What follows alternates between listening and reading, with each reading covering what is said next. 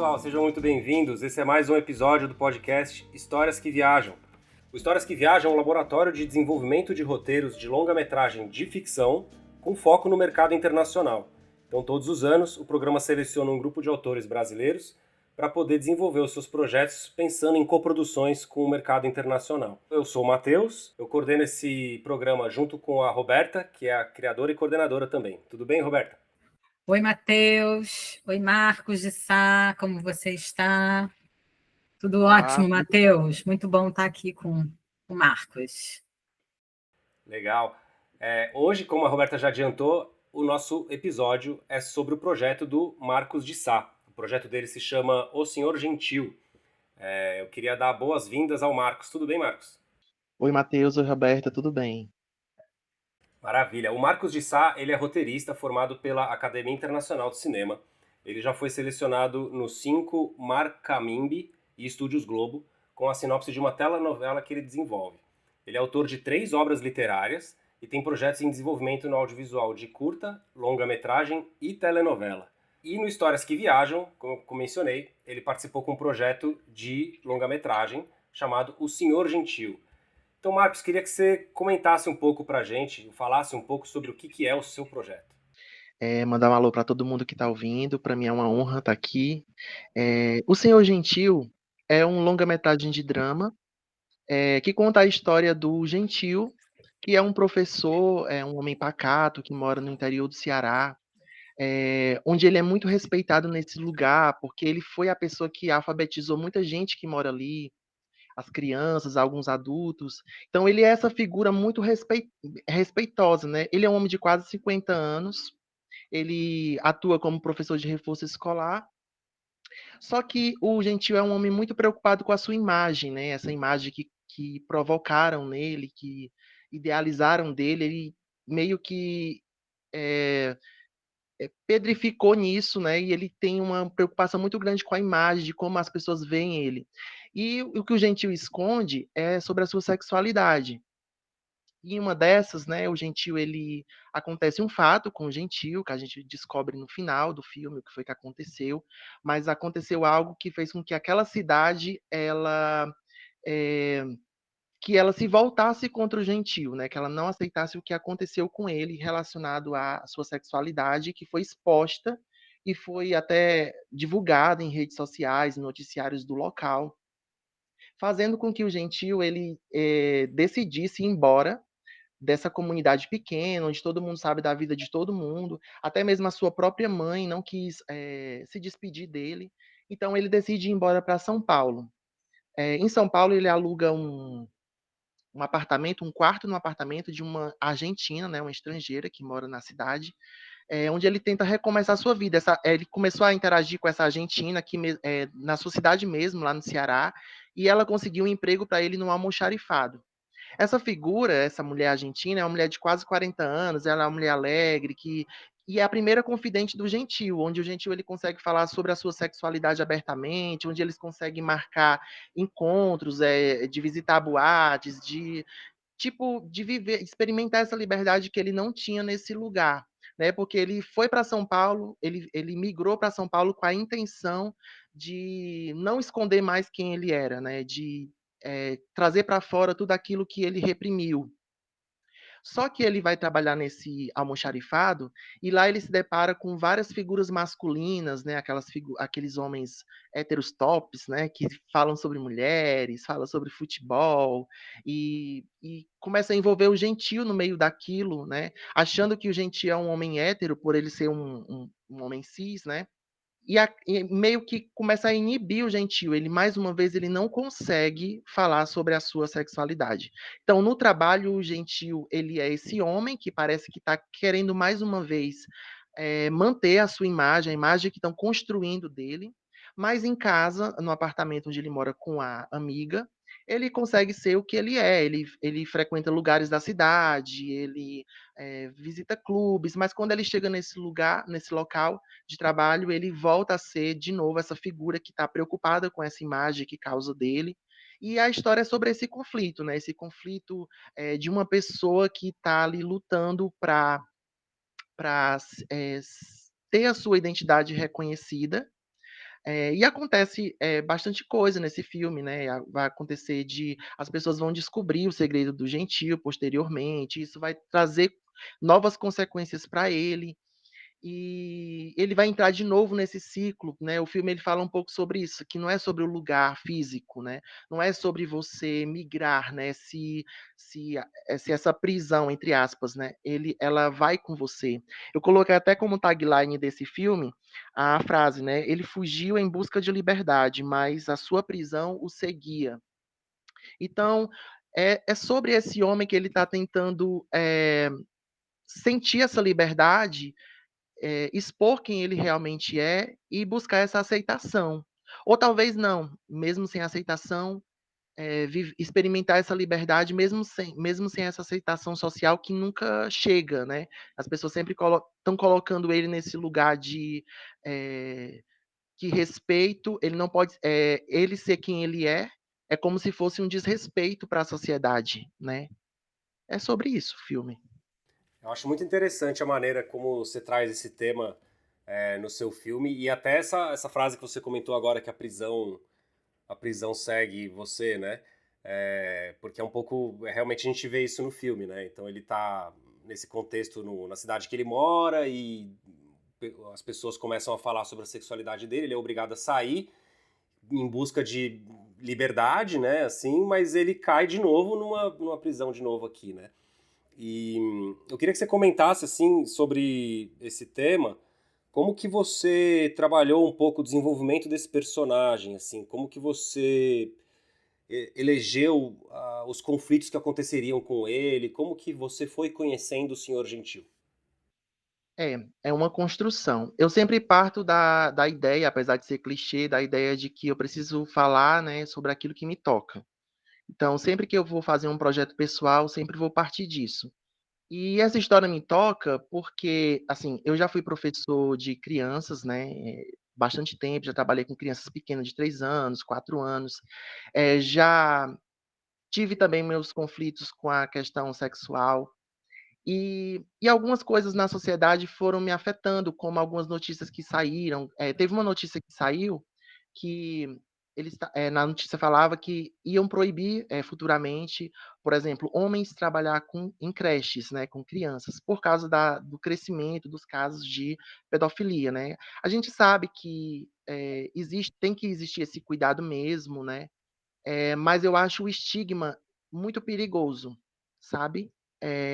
Porque quando você estigmatiza algo, é como se fosse só aquilo, e você fecha os olhos para outras possibilidades que pode estar acontecendo ao redor, outros perigos que pode estar acontecendo ao redor, para além daquele que você estigmatiza, né? Então, eu criei o Gentil, essa figura que no começo da história ele tem essa relação com as crianças, e o filme ele não é um filme sobre pedofilia, ele é apenas homossexual, né?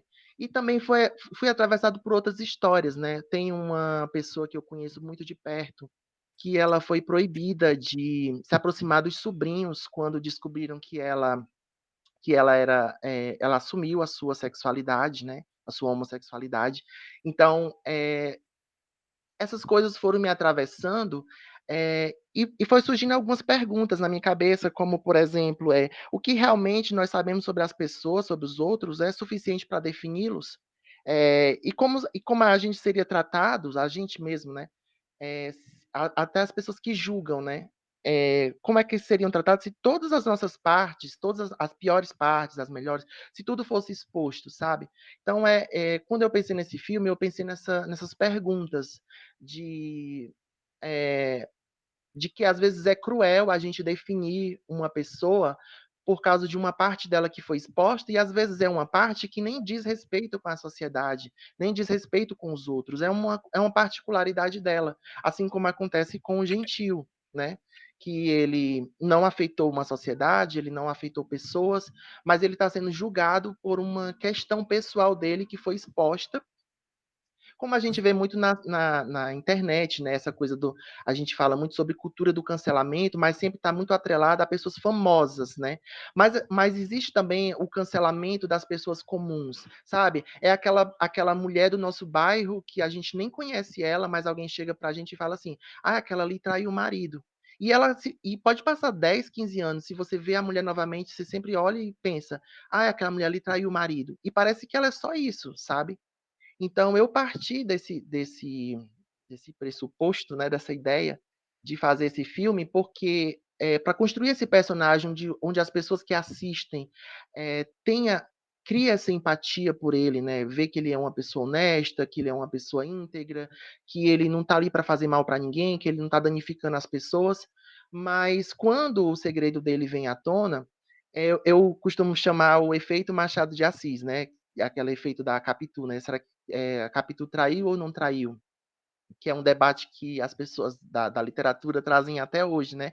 E eu costumo dizer que o Machado de Assis ele foi muito inteligente, porque ele jogou, né, a pergunta, a resposta na pessoa que está lendo o livro, né. Então eu gosto muito de pensar nisso no filme, né, de trazer uma questão social e fazer com que a pessoa que está assistindo, ela traga não uma coisa do personagem, mas uma coisa dela, né, algo dela, assim, como é que você será que você perdoaria o Gentil? Ou será que o Gentil fez precisa do seu perdão? E eu estou falando do Gentil, mas eu estou falando de uma sociedade como um todo, né, pessoas que precisam o tempo todo estar reafirmando sua identidade, o tempo todo provando que a identidade não afeta o caráter de uma pessoa, né, a identidade de gênero, a sua sexualidade. Então, eu acho que foram esses temas, assim, é muita coisa, sabe, assim, também tem uns temas, relacionados à Fabiana, que é a personagem que é argentina. Então, assim, eu acho que é um filme que eu quis trazer muitas perguntas, para que as pessoas refletissem, né. Eu acho muito interessante que no projeto do filme, o Gentil ele vai fazer a jornada dele, né? Acontece que ele vai para um lugar para buscando essa liberdade no lugar e na verdade está dentro dela, né? Da pessoa dentro dele. E todo o percurso que ele vai fazer, você vai trabalhando as camadas e ela se relaciona com tudo isso que você está falando, dessas histórias reais, né? Só que às vezes coloca muito do mundo de fora para dentro. E o que eu acho interessante no, no projeto do senhor Gentil é como é trabalhado isso dele, como ele sente o mundo externo e como o mundo externo vai se transformando a partir dessa trajetória dele profunda, essa transformação pessoal. Acho que essa é a coisa muito importante do filme, do projeto, né? E queria que você falasse um pouquinho das possibilidades desse projeto de coprodução, né? O que você pensou em termos de coprodução? Acho que isso é uma coisa importante de colocar aqui. Quando eu fiz o primeiro tratamento, ele não tinha a personagem argentina. Ela era uma paulista mesmo, né? Era um personagem do Ceará se relacionando com uma amiga de São Paulo.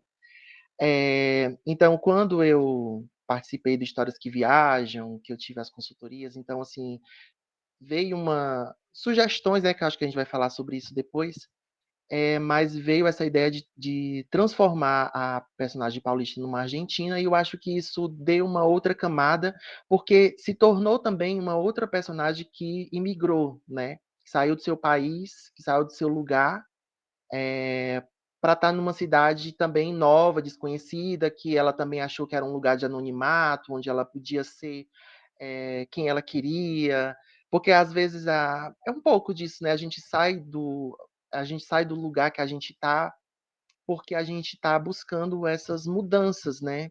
Eh, e eu acho interessante tratar esses temas, né, esse tema da tentativa, né, às vezes pode não dar certo, pode não dar em nada, mas pode dar tudo, né. E eu quis trazer esses personagens que eles estão buscando esse tudo, né, eles estão buscando essa transformação através dessa mudança de ambiente, né. Porque de alguma maneira, mesmo que eu usei a palavra errada, mas eu acho que é errado usar a palavra errado.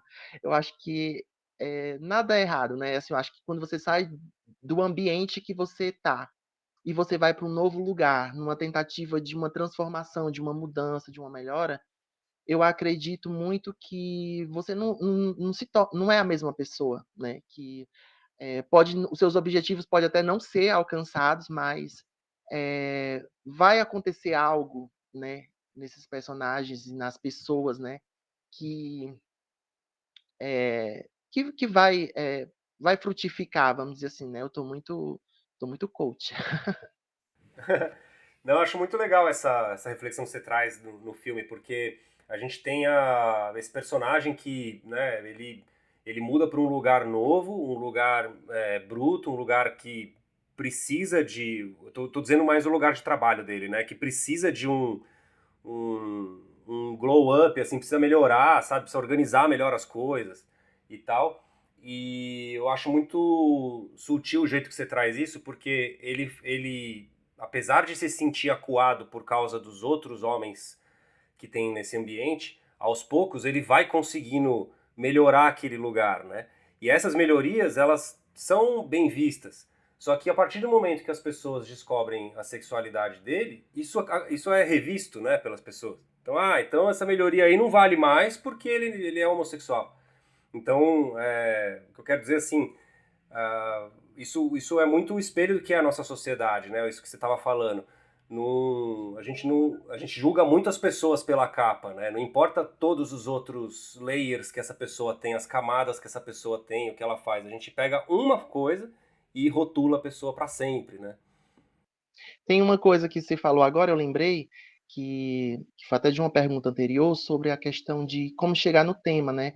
E eu lembrei, assim, eu assistindo filmes, assim, não todos, né, mas alguns filmes de temática LGBT, e até filmes que não são LGBTs, né, que são filmes, outros filmes, que sempre tem outra coisa do estigma, né, que é aquela coisa do cara que ele é gay, e ele sempre tá tenso num ambiente onde tem muito homem hétero, né? Tipo, o cara vai. Aquelas cenas que o cara tá no banheiro tomando banho do exército, ou sei lá, da escola, aí tá os caras lá todos, né, tomando banho. Aí sempre existe aquela tensão, assim, como parece assim que ele quer olhar e tá fugindo.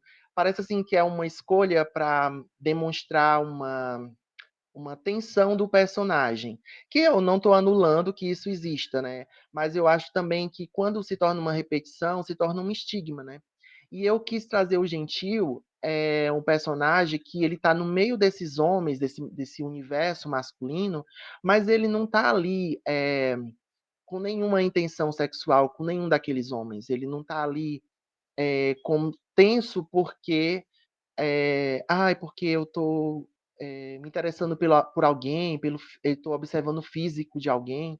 Não está nesse lugar. Ele é apenas uma pessoa que ele quer relações verdadeiras. Ele está ali porque ele constrói amizades verdadeiras nesse lugar. Quando eu digo amizades verdadeiras, no sentido de que não tem nenhuma intenção sexual.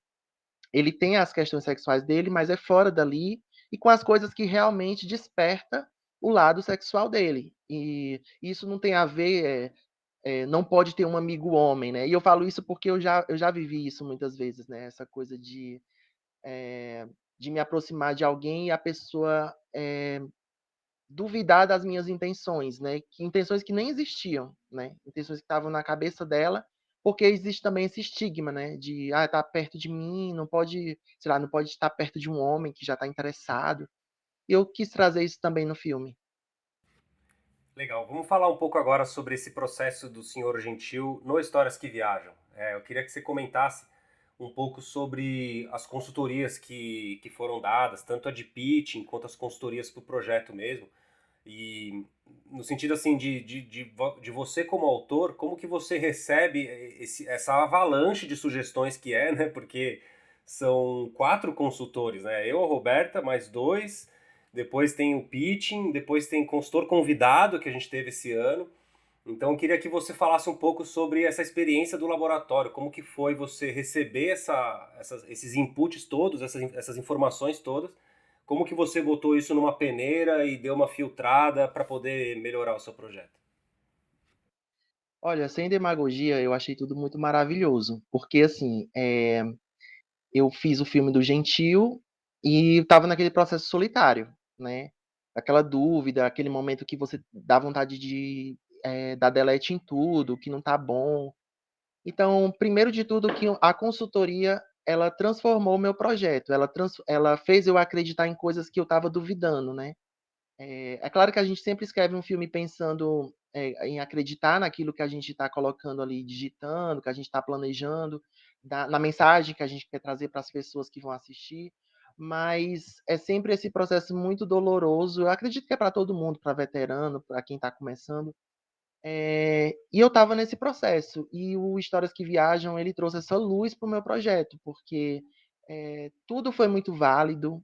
É claro que eu sempre faço uma peneira, tem sugestões que chegam, que às vezes eu percebo que foi eu que não sintetizei bem, eu preciso sintetizar melhor, mas até as sugestões, assim, que eu acho, assim, que não, essa aqui eu não vou acatar, mas ela serviu para me sinalizar alguma coisa, tipo, eu preciso melhorar o meu argumento, sintetizar melhor para que as pessoas consigam entender melhor o que eu estou querendo dizer. Então, e foi isso que foi acontecendo. Eu fui afunilando esse argumento, e consequentemente mexendo também no roteiro, que o roteiro já estava pronto. Então, assim, eu fui enxergando coisas, teve muitas coisas que vieram das sugestões, das opiniões, que eu coloquei, eu mudei na história, que eu acho assim, não, tem toda razão, e permaneceu a sugestão, a ideia, né, tá ali, e tá até agora, né, ali no roteiro. Então, assim, tudo foi muito válido, muito produtivo, é realmente algo, assim, que foi transformador para o meu projeto e principalmente, como eu falei, né, essa coisa de você acreditar, sabe. Então, assim, hoje eu acredito, saí do processo acreditando que eu tenho um filme. É claro que o filme ele só vai estar pronto, o roteiro só vai estar pronto, eu acho que até no momento da filmagem, né, da produção, ainda vai ter coisas que vão ser discutidas, mas eu posso dizer, assim, que eu tenho um filme pronto. Pô, que legal, muito bom. Eu queria que você falasse um pouco do pitching, né? A gente teve, na fase final aí das consultorias, a gente faz a consultoria de pitching, né? Um treinamento, a gente faz individual com vocês e depois a gente faz uma simulação, né? A gente joga vocês na fogueira um pouco antes do evento. Queria que você comentasse um pouco sobre esse treinamento de pitching, assim, se ele te ajudou a ver melhor sua história e, e se ele te ajudou a dar um olhar comercial, assim, para o seu projeto. Eu costumo dizer que eu entrei na escrita justamente para não aparecer, né, para não falar, não aparecer em vídeo, porque eu acho que o pitch é um desafio ainda para mim, essa coisa de estar no palco é algo que eu ainda tenho que me desafiar bastante, e vencer, superar essa insegurança, esse medo.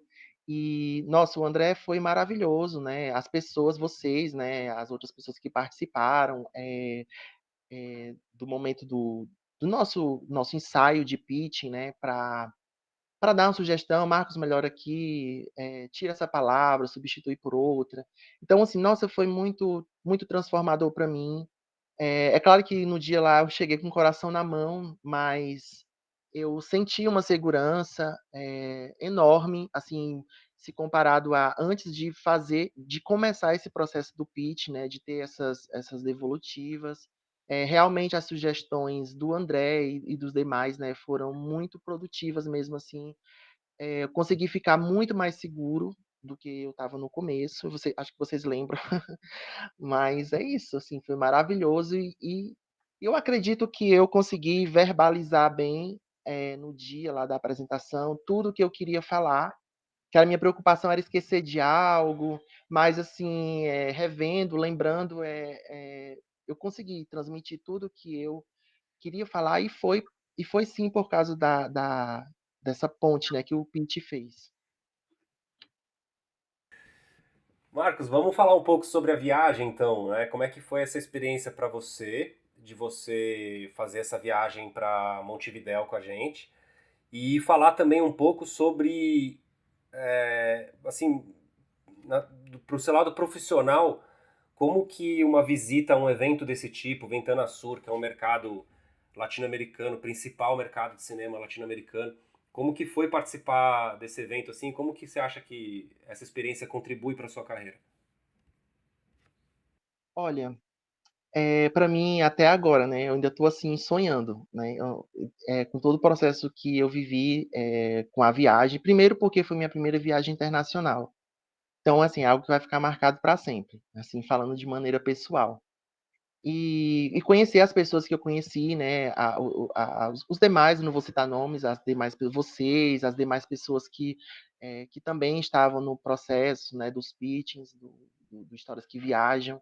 Foi tudo muito incrível, as trocas. Teve um momento assim muito marcante para mim, que foi um pitch que a gente fez no quarto, antes do pitch oficial, né? Eu acho ali que a gente foi muito coração naquele momento, e foi um momento assim de muita entrega, que a gente conseguiu ver assim, quase que a alma do outro, né? Então foi assim, tudo foi muito incrível, coquetéis, os eventos, as palestras, os pitches das outras pessoas que a gente assistiu, os momentos. Eu não consigo definir em uma palavra, eu não consigo definir assim um momento específico, porque para mim foi tudo muito incrível mesmo, tudo funcionou muito bem. E eu acredito assim que, como o próprio Ventana representa, né, que é a janela, né? Foi essa janela aberta mesmo. Eu acredito que é, é algo assim que vai trazer muito respaldo pro meu projeto, assim como dos demais, né? Para alcançar, chegar numa produtora, chegar numa coprodução e ter esse respaldo do Histórias que Viajam, né? Então acredito assim que essa janela ela foi aberta, né? E, e é isso, sabe? Assim, foi tudo muito incrível. Estou com muita expectativa, estou me organizando, estou participando desse momento agora do podcast, que também faz parte, né, de tudo isso. Então, assim, foram portas mesmo, portas, janelas que foram abertas, e eu estou assim maravilhado. Eu queria dizer que a gente também fica maravilhado, Marcos, a gente se encanta com os processos, né, de cada um, e o processo de cada um também é um processo para a gente, para cada consultor, e a gente fica muito feliz de saber que tanto o programa todo como a viagem foi algo que de fato contribuiu para você do ponto de vista da criação, para o seu projeto. Eu fico muito feliz, até emocionada quando escuto vocês falando. É verdade, eu fico também muito feliz com isso, porque a gente proporcionar essas oportunidades, né, para as pessoas é sempre muito gratificante, né?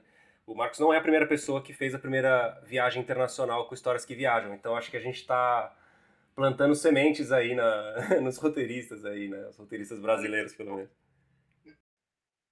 Essa possibilidade, né, da gente mudar a perspectiva no momento de criar, pensando em outros lugares, outras culturas, como é que isso agrega. Eu acho que é muito bacana isso, e é bonito de ver o processo de vocês, é uma lindeza, uma lindeza. O processo criativo é realmente uma coisa fantástica. Maravilha. Marcos, quer deixar uma mensagem final aí? Eu quero agradecer a vocês, Roberto, Matheus, e todas as pessoas que participaram desse processo. Não vou citar nomes para não esquecer de ninguém, mas todas as pessoas, assim, foi um processo muito produtivo, como eu falei, assim, muito marcante na minha trajetória, né? Assim, eu tô com 38 anos, eu tô começando coisas agora, e para mim, assim, tudo, eu tô como criança, sabe? Aquela criança que ganha o doce, e às vezes eu falo assim, até meio entusiasmada, as pessoas acham assim, nossa, ele sabe, mas é porque eu tô nessa fase, assim, de me deliciar assim, com tudo que está acontecendo, de viver tudo isso que está acontecendo. E eu quero deixar uma mensagem, eu sei que é um pouco clichê, mas é isso, sabe? É começar e começar, sabe? Independente de idade, de lugar, de sexo, religião, sei lá, qualquer coisa política. Começar de onde você estiver, né? Assim. Bom, então a gente está chegando aqui no nosso fim desse episódio, no fim do nosso tempo. Queria agradecer a presença do Marcos, o autor do projeto O Senhor Gentil. Se você é produtor ou outro roteirista e quer saber um pouco mais sobre o projeto do Marcos ou os outros projetos de Histórias que Viajam, ou até mesmo sobre o laboratório Histórias que Viajam, eu dou a dica de você acessar o nosso site, que é o historiasqueviajam.arte.br. A gente está no Instagram também, postando algumas coisas lá de vez em quando, para você ficar ligado em todas as nossas atualizações.